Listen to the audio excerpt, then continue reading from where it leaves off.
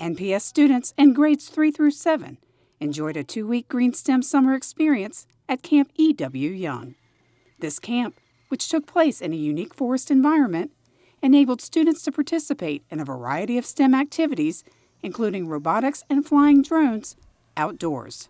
This morning we did drones, and for drones we were doing tasks, tests, and competitions. I chose to come out to this camp because it's STEM, and STEM is cool, and I know like in STEM you get to learn a lot of things about science, math, and technology, and it just seemed pretty cool. It's a great opportunity for our students to benefit from teacher best practices. We're able to take the instructional content outside and have students experience the objectives in a real world situation. Our students, they enjoy learning with the hands-on activities. We challenge them to think critically, and they are afforded various opportunities to work collaboratively with their classmates. I just love seeing the kids have a good time, and we're kind of able to do out-of-the-box activities. So I love that for our students, and they learn a lot more that way.